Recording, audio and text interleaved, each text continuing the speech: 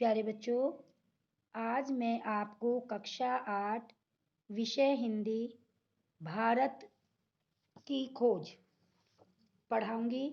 आप सभी बच्चे अपनी हिंदी की किताब खोल लें और पाठ 1 अहमदनगर का किला निकाल लें।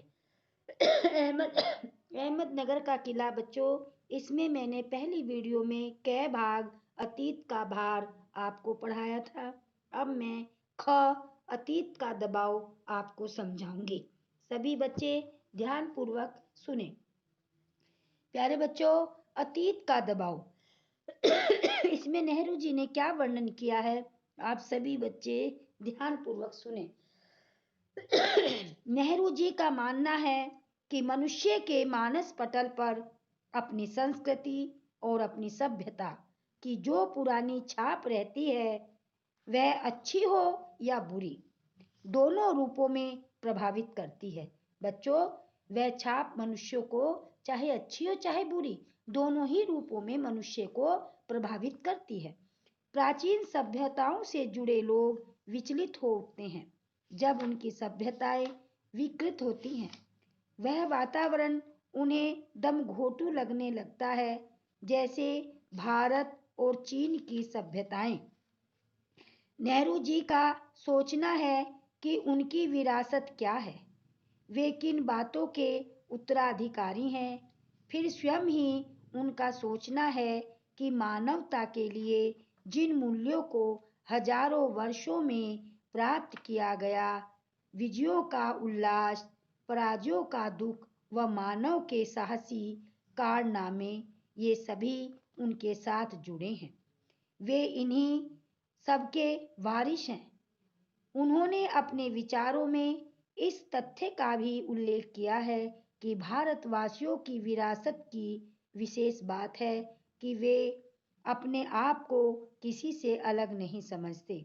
हमारे रक्त, मांस और हड्डियों में यह विचार समाया है। यही बात सभी को मिलाकर एक करती है। यही बात सबको मिलाकर एक करती है। इसी के आधार पर वर्तमान और भावी रूप बनेगा। प्यारे बच्चों, आगे नेहरू जी ने यह भी बताया है कि विशिष्ट विरासत का विचार और वर्तमान पर इसे लागू करने की बात एक लंबे अरसे से मेरे मन में घर किए है। मैं इसी के बारे में लिखना चाहता हूँ। विषय की कठिनाई और जटिलता मुझे भयभीत करती है। मुझे लगता है कि मैं सतही तौर पर इसका स्पर्श ही कर सकता हूँ। प्यारे बच्चों, यह अतीत का दबाव मैंने आपको समझाया। अब इस पाठ से संबंधित कुछ शब्दार्थ मैं आपको समझाती हूँ। जैसे अभिभूत, मुग्ध होना। दमघोंटू, दमघोंटू कहते हैं बच्चों सांस रोकने वाली। मसलन उदाहरण, यंत्रणा, प्रताड़ना। हैरत अंगेज, हैरान कर देने वाले। भावी, आने वाला। विरासत, उत्तराधिकारी। प्यारे बच्चों, मैंने आपको इस पाठ से संबंधित अभ्यास कार्य, प्रश्न उत्तर आपको उत्तर पुस्तिका के माध्यम से भेज रखे हैं और आपने कर भी लिए होंगे। आशा करती हूँ आप सभी बच्चों को यह पाठ अहमदनगर का किला समझ में आया होगा।